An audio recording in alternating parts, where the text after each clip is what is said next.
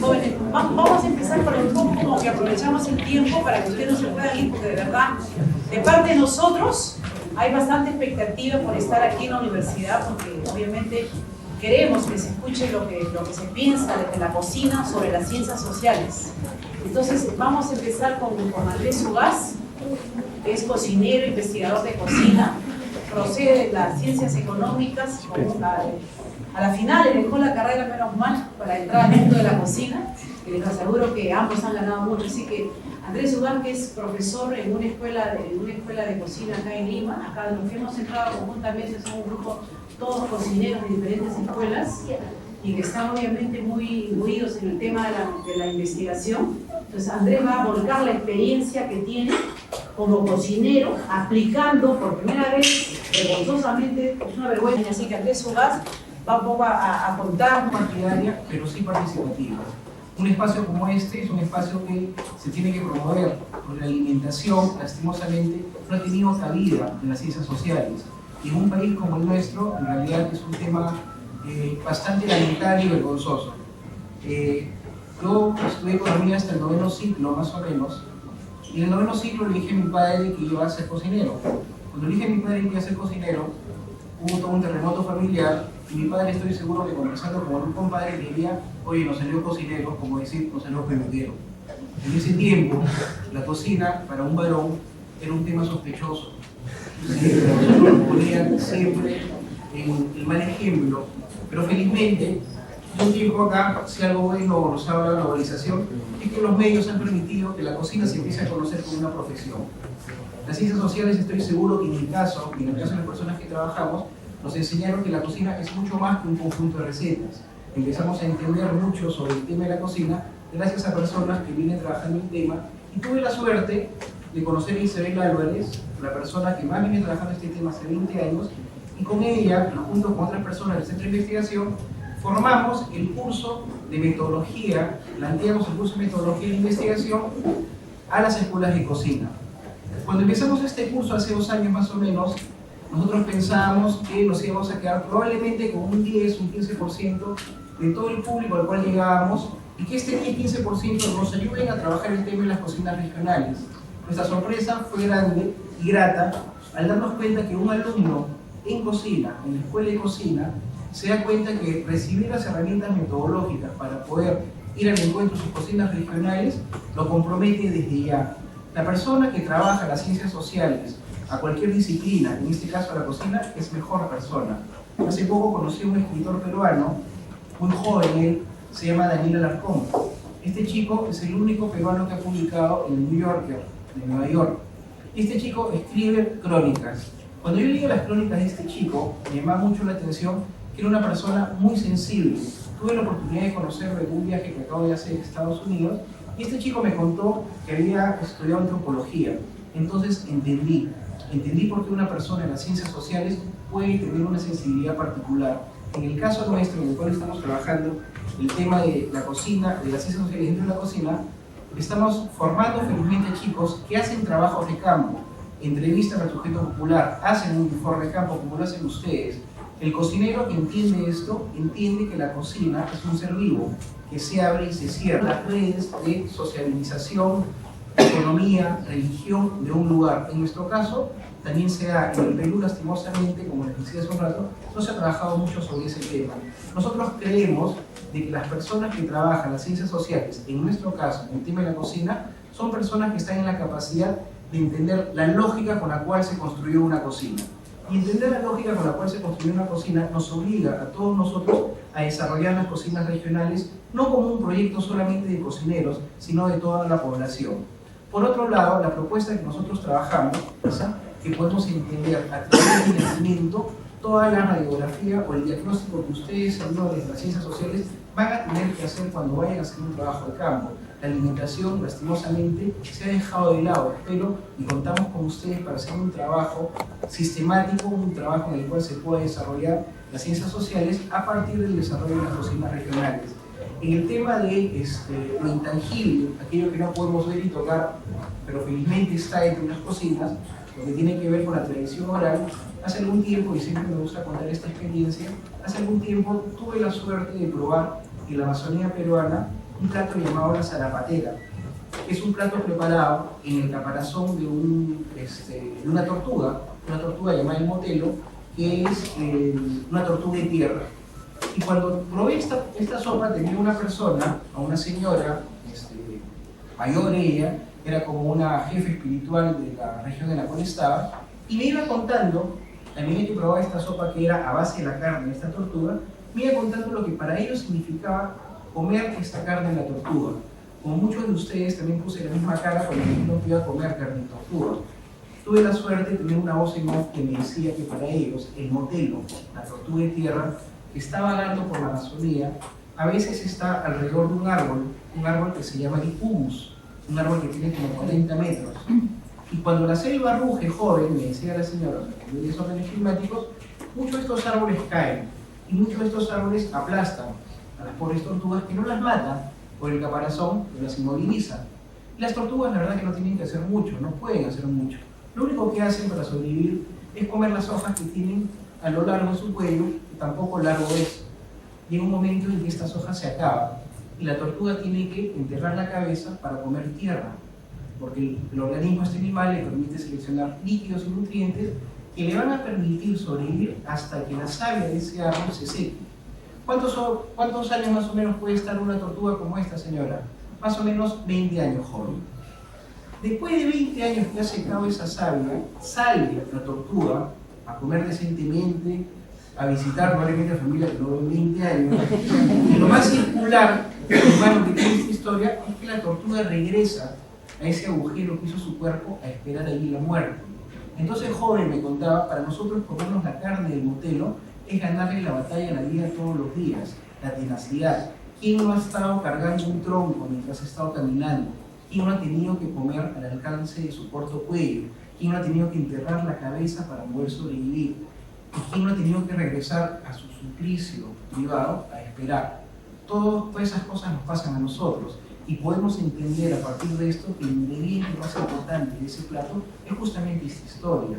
Eso se tiene que dar a la hora que nosotros empecemos a trabajar en las cocinas regionales, en las regiones, porque las regiones felizmente nos brindan la oportunidad de conciliar la biodiversidad y las cocinas regionales en un solo espacio.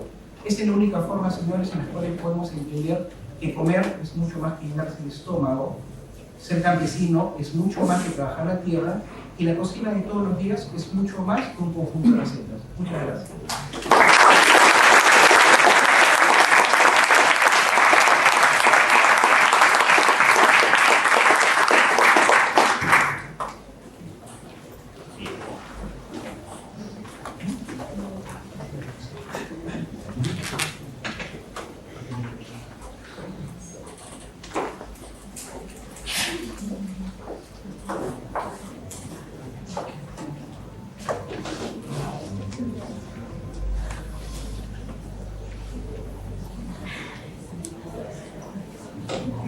Bien, permítanme presentarme, soy Hernán Cortejo,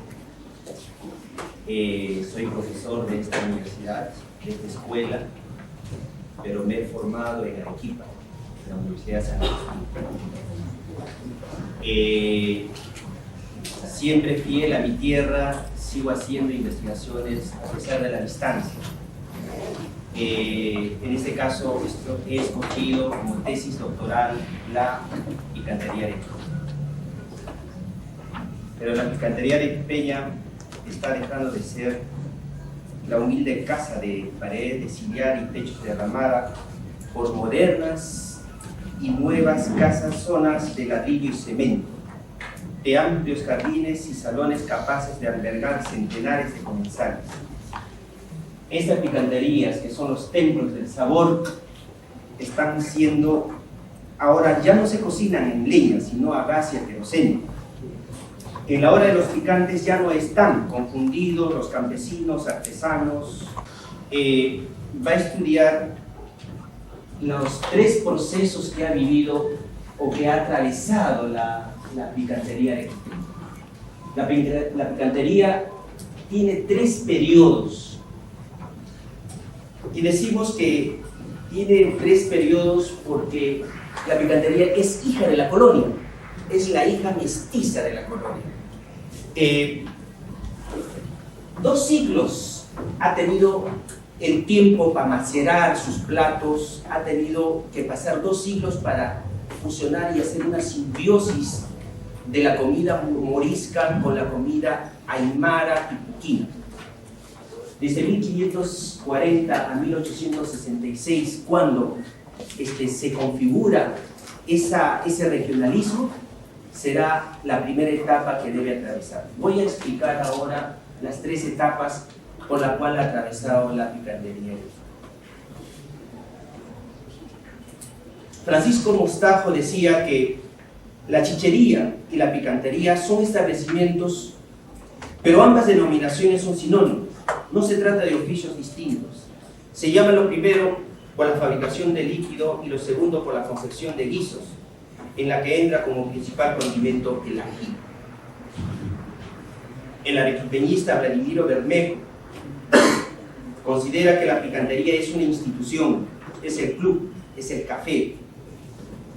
Y el poeta lonjo arequipeño Isidro Zárate Santillana decía que nuestras picanterías son los rincones de la gran bohemia, donde se impulsaba al hombre a ser bueno y más que todo a ser hacedor de belleza. Y el historiador Juan Guillermo Carpio Muñoz afirma que la picantería es la cuna del gusto, el rincón de la sustancia, el fogón con leña antigua y sabores siempre frescos, brasa fundamental. Cuando entro a tu apariencia rústica y aldeana, siento la misma expectativa que sintieron los primeros hombres al entrar en sus cuevas elementales, donde sabían que encontrarían el fuego encendido, la olla grasosa, la conversación, el canto liberador de sus angustias es el templo de 1000 sabores. Es la catedral ennegrecida en la que el sol despliega con sus carabollas y juega con el humo. Bien, las primeras picanterías nacieron en el campo, junto a la chacra, y este es un dibujo de Pantigoso, de Miguel Pantigoso, que ha hecho este arrabal. El siguiente. No se nota muy bien. Esta es una casona vieja, en donde tiene por ahí, si notan, tiene un palito con una bandera. Ese se llama el pendón. Las primeras picanterías nacieron con un trapo rojo, no de sendero, sino significaba que ahí se vendían chicha, ahí se vendían picantes.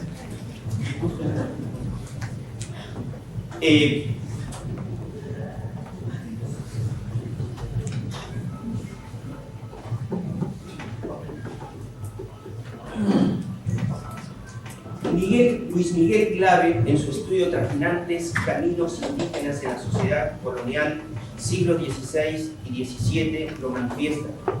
En las ciudades, particularmente en las de concentración indígena y pasajeros migrantes, el consumo de la chicha implicó un ambiente cultural de encuentro y recreación socializada de representaciones del mundo.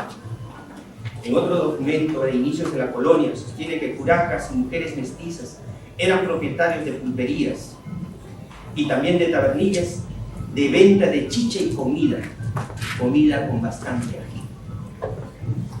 Las primeras picanterías se instalaron en casas rústicas hechas de adobe y techos de paja.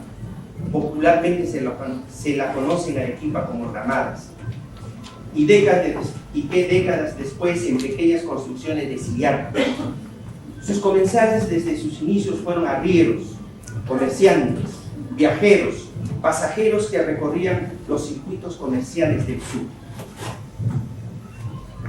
El documento más antiguo que habla sobre las tabernas y las pulperías es de Seijines, fechado en 1572, que probablemente habla de tabernas, de la venta de chicha.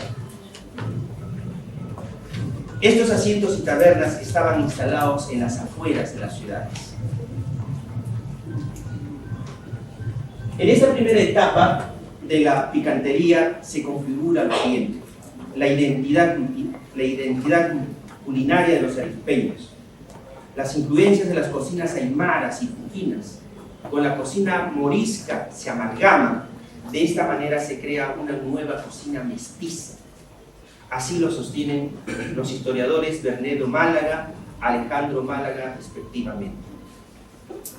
En la picantería convergen las viejas y mestizas tradiciones gastronómicas de fujinas, cabanacones, aymaras, quechuas y españoles. En cada uno de esos platillos está la cultura ancestral y los rezagos peninsulares con sus ingredientes. En esta simbiosis nacional está la abundancia de la biodiversidad de la campiña arequipeña.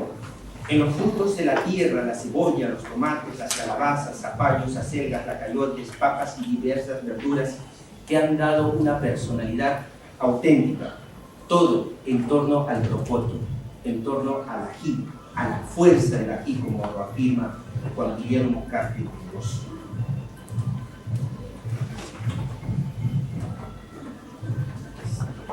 En la picantería está la abundancia y también la escasez. El ingenio de las matronas arequipeñas también han graficado en cada uno de esos platos la escasez y la pobreza que en esos tiempos daba la tierra. Por ejemplo, el timpo de rabos es en base al rabo de la vaca que se utilizó en tiempos de pobreza. Las vísceras que se desechaban, que lo desechaban los españoles, estas hábiles matronas lo incorporaron a su dieta diaria. De las patas de las vacas que se desechaban y se botaban a la basura, también se preparan hoy en día esos platos de salsa de patas con abundantes condimentos. De los intestinos de la vaca, que también se desechaban, ahora se preparan los choncholíes bien condimentados y con bastante. En esta primera etapa hay que agregar, hay más. En esta primera etapa también está la estética de la matrona arequipeña.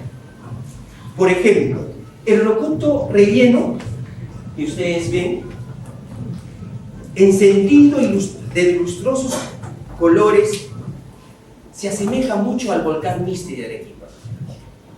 Hay una estética de la matrona arequipeña. Ese rocoto arequipeño, en la práctica, es una representación del volcán Misti, de ese volcán Misti tutelar que cada vez nos trae terremotos, temblores y nos hace dar miedo. Lo graficó en ese rocoto.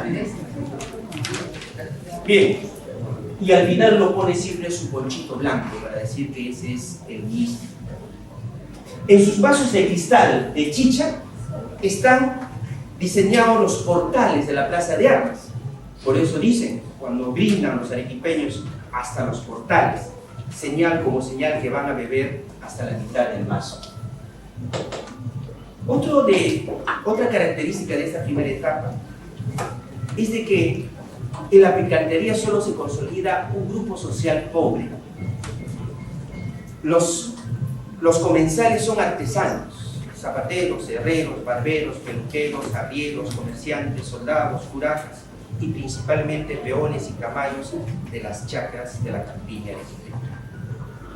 2 siglos han pasado para amalgamar la simbiosis de esta comida. Pero el prestigio de la picantería va a ser tan que de la periferia va a ingresar ahora a la ciudad. Esa es la segunda etapa. El segundo periodo es el ingreso de la picantería a la ciudad. Pero esto se inicia con la inserción de Arequipa en el desarrollo mundial del capitalismo. El boom lanero del sur, que se inicia a partir de 1860, 1865, en que sale la primera embarcación de lana hacia Inglaterra. Flores Galindo así lo ha estudiado en su ensayo Arequipa y el surandino. Jorge Basadre, La multitud, la ciudad de la historia del Perú. Carlos Impat Zaguria, La integración y desintegración regional, que escribió en el periodo colonial, lo afirman que a partir de 1860 Arequipa ha ingresado al capitalismo mundial y por lo tanto la picantería también ingresa a la ciudad, triunfante.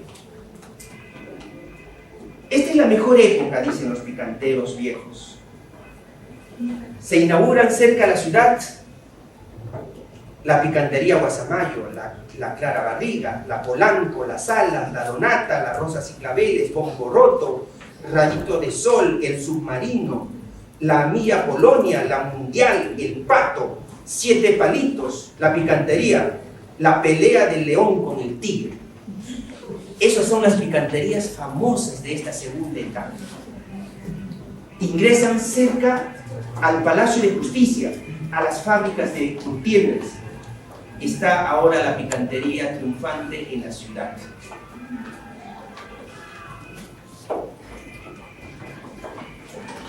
Desde 1867 a 1960 es la época gloriosa de la picantería arequipeña. Pero va a ser interrumpido esta etapa por el ingreso de las radiolas o las rocolas. Entonces dicen, cuando ingresó la rocola, cuando ingresó la radiola a la picantería dejó de ser su natural tradición. Empezó entonces ahora la agonía.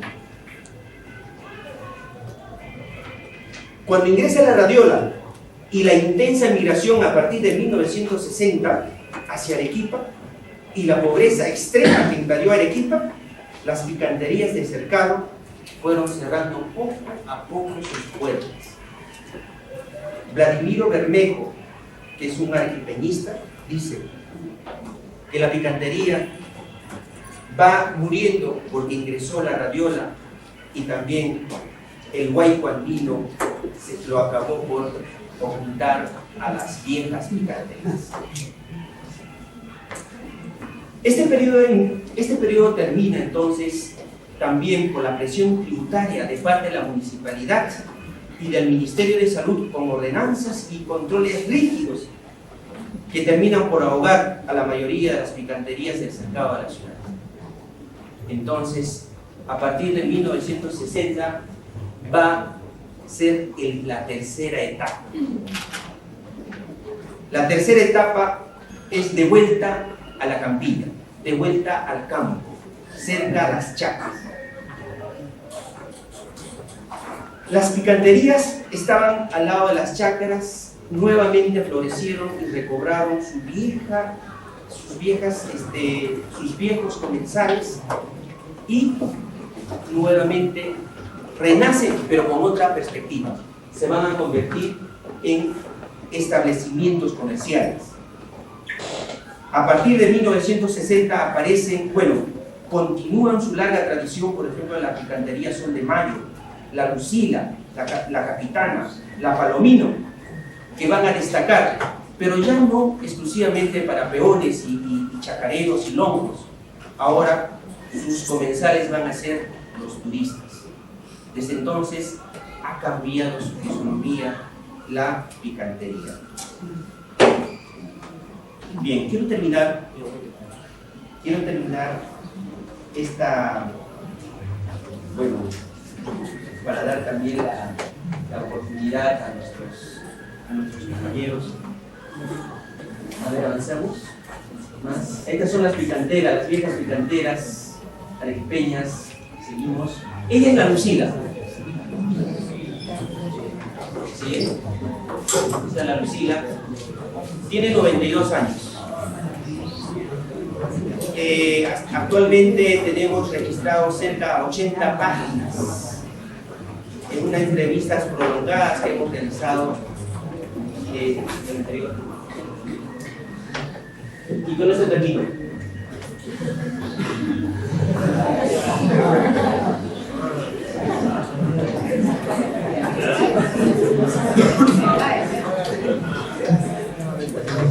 Mire, sus palabras son sentenciadoras.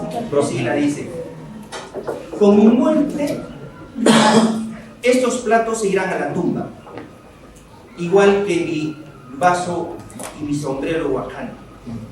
Ya todo está dicho. Me llevo en esta tepiñada de recetas y platos bien comido, bien mamado, mi muerte es cuestión de tiempo. Chao. Detrás de estas sentenciadoras palabras nos anuncia que la picantería está por desaparecer en su esencia. Los cambios externos e internos ya lo anuncian. Es una demostración elocuente que luego de 500 años es posible que la picantería pueda desaparecer. Pero podemos revertir la historia desde el ángulo de la antropología, rescatando, conservando sus recetas, rescatar la memoria de estas matronas que aún viven todavía para contarnos su esencia. Esa es una tarea de la antropología. Si bien es cierto, ella dice, mi muerte es cuestión de tiempo. Y estaría nosotros, sobre todo los que están cerca de Arequipa. Hoy en día tenemos cerca de 30 jóvenes que han venido de Arequipa. Y otros jóvenes que han venido también de diferentes en Ayacucho, Cusco, hay también picanterías. Es una tarea que tenemos que rescatar. Gracias.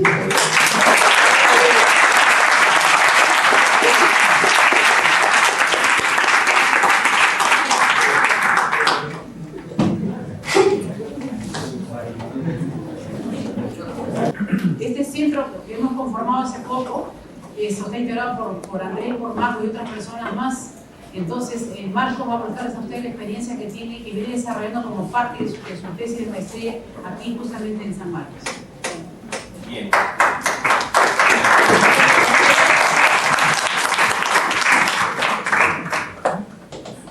Bueno, en principio yo sí me siento en casa. O sea, esta es una ventaja para mí. Es particularmente gracioso, y yo imagino que a ustedes les debe resultar más que extraño, como lo dice Isabel. Yo por primera deformación profesional, como lo dice una buena amiga mía, soy abogado, ¿no? O sea, y actualmente estudio acá mismo, arriba, en el cuarto piso, estudio una maestría en género, sexualidad y políticas públicas. La pregunta es la pregunta que regularmente me hacen: ¿cómo es que un abogado llega a interesarse en temas de cocina regional, temas de género, en temas de biodiversidad? Más aún, ¿cómo es que estos tres temas, estas tres patas de una mesa, que sería medio extraña, cómo es que se pueden ligar? Ahí viene lo paradójico y lo paradigmático, creo yo. En principio por dos cosas. Una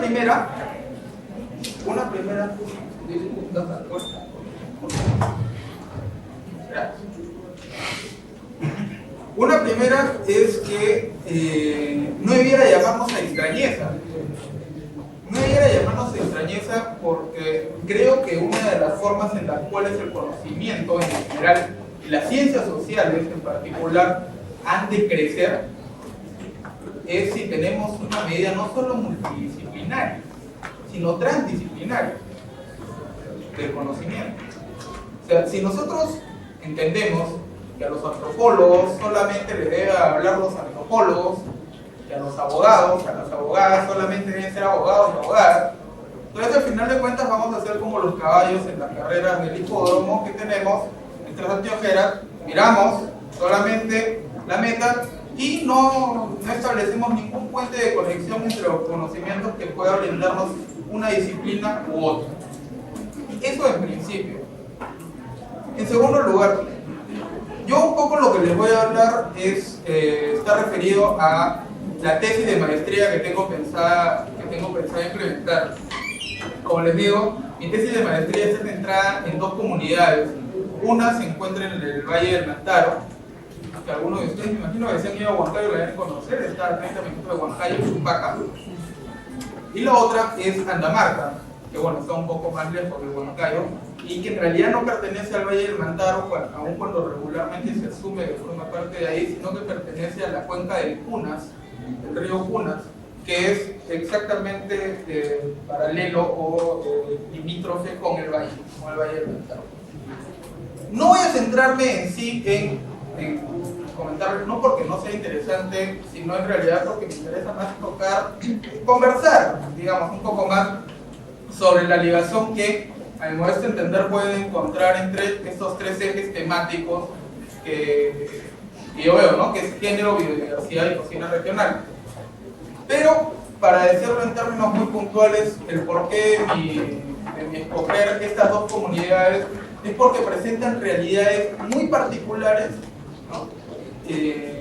En función, primero, a su entorno urbano. Digamos, Chupaca es una ciudad que, por el hecho de estar más cerca a Huancayo, tiene un entorno más urbano, está más urbanizada, hablamos de barrios más específicos, a diferencia de Andamarca, que su realidad es fundamentalmente rural, ¿no? O sea, nosotros tuvimos la suerte, con Isabel, con Andrés, con un grupo de cocineros y cocineras, estudiantes, aproximadamente 130 cocineros y cocineras. Se imaginarán que llegar a una comunidad como Andamarca, a la cual pues estuve revisando la otra vez la página web del PRONA y encontramos que Andamarca está asignado, haciendo el desglose de todo lo que les corresponde por apoyo alimentario. A Andamarca le corresponde mensualmente 1.300 soles, ¿no?, de apoyo alimentario mensual.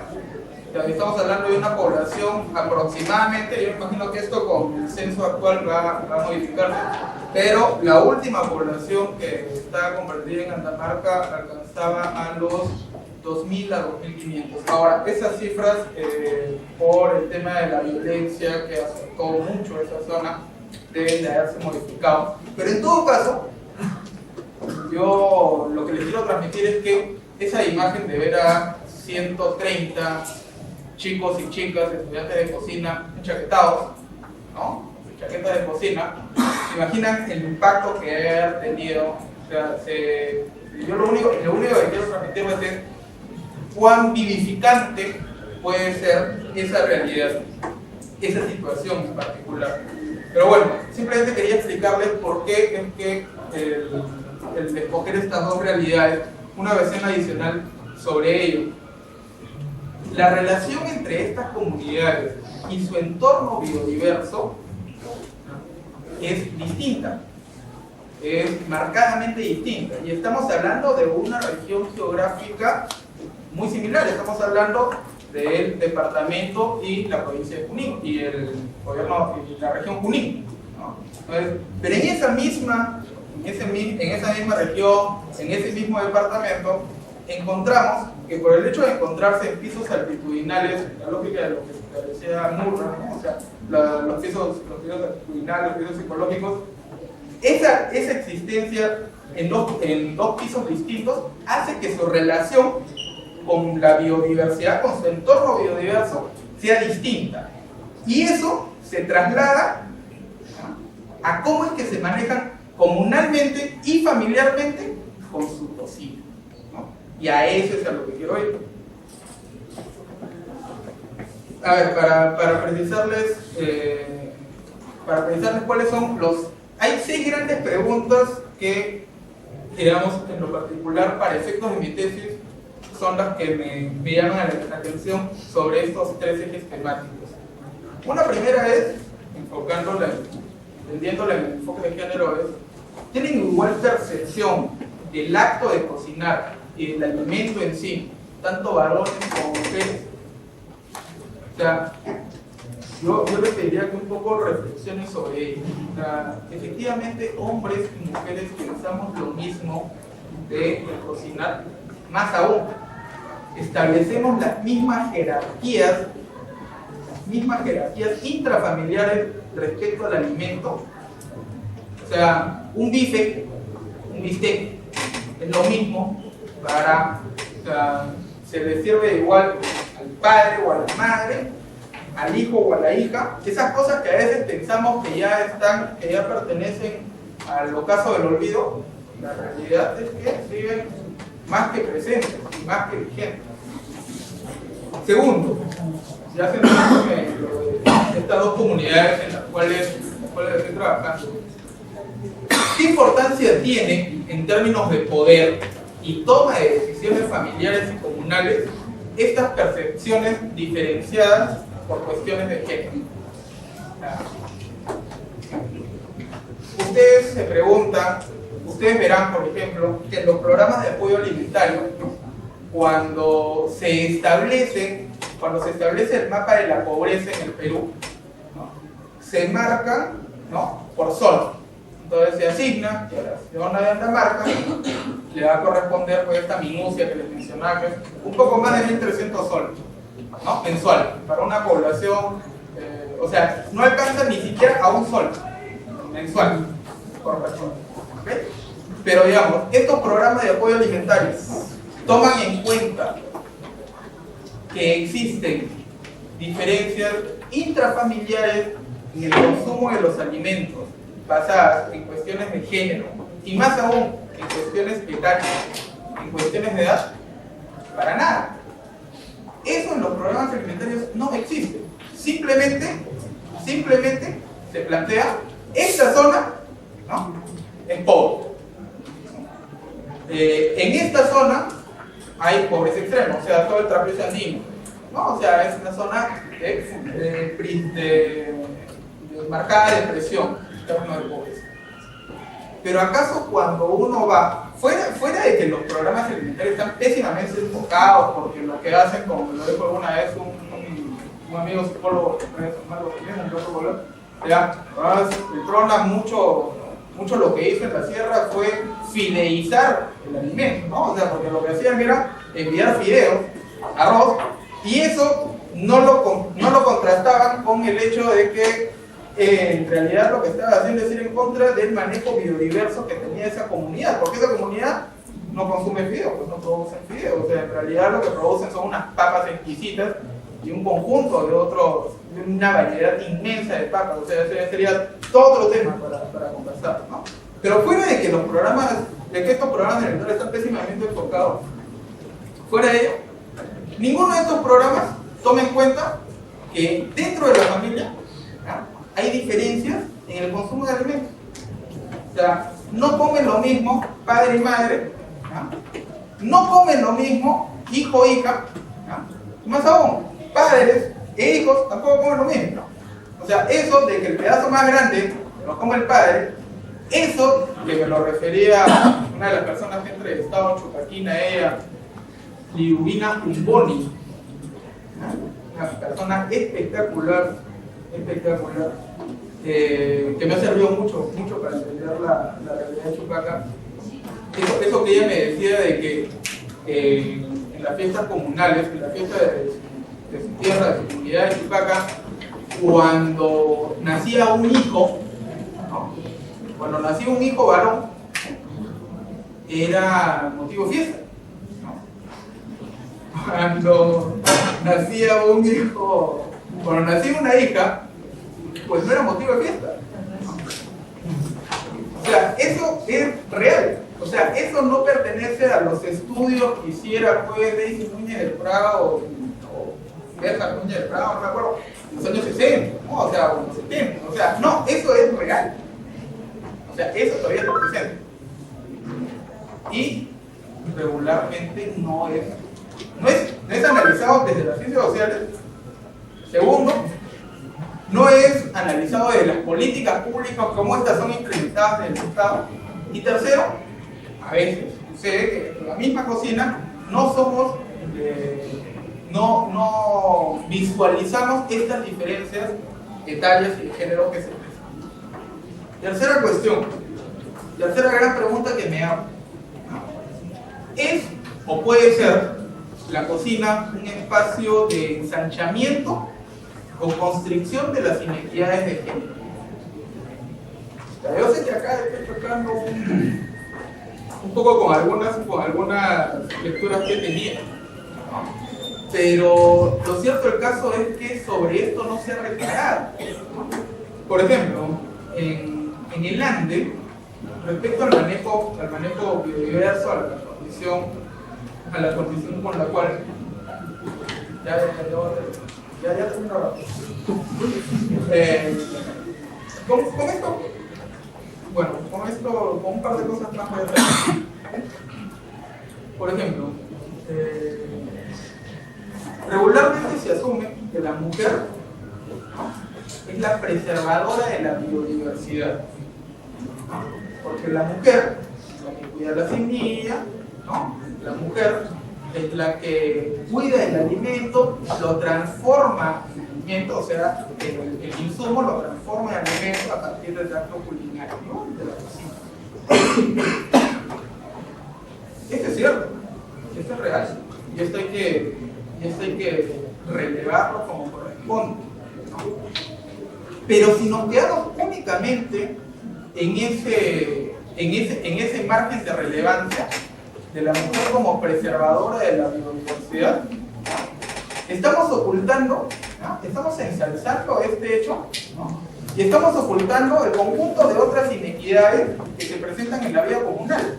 Porque acaso este hecho de ser preservador de la biodiversidad, este hecho de cuidar el grano, este hecho significa que tenga mayor poder político en la comunidad, significa que su presencia en las asambleas comunales, por ejemplo, sea real.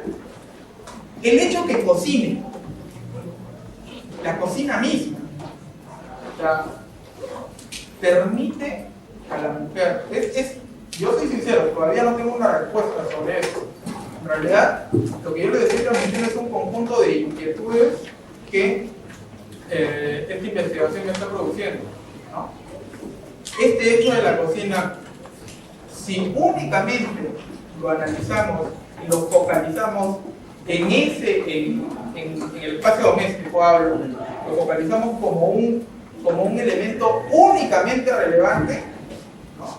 Entonces, ¿cómo es que vamos a romper ese conjunto de inequidades que se presentan en la vida comunal? Y bueno, termino con tres preguntas que eran las que me interesaban. Tres preguntas adicionales que son las que me formulé. La persistencia de relaciones de poder en las comunidades a partir de estructuras de género implica que la cocina sigue correspondiendo en el espacio privado a la mujer, porque es otra cosa, es cierto. Las escuelas de cocina, ahora, o sea, estamos hablando ¿cuánto? 10 años, 15 años que recién hay un. Entonces, los hombres, como lo refería Andrés hace un momento, ¿no?, ya no es mal visto, ¿no?, que el hombre sea chef, ¿no? Pero, ¿no?, en el espacio privado, ¿no?, la cocina sigue siendo un espacio femenino, ¿no? O sea, en el espacio público ya se relieva el rol del chef, porque es cocinero, eso es lo que hay que decir. O sea, el chef no es. ¿Por qué tengo que hacer cosas que no corresponden? O sea, es cocinero.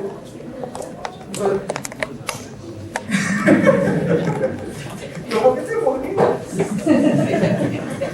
Pero lo cierto del caso es, o sea, ¿qué explica el que en el espacio privado, ¿no?, la cocina sigue siendo un espacio femenino? En el espacio público, o sea, ¿cuándo adquiere carta de ciudadanía? ¿No? Cuando es masculinizado el acto de cocinar. O sea, como el hombre, ¿no?, accede al espacio público, a las cocinas, a las escuelas de cocina, ya hay una mejor visión respecto de este arte y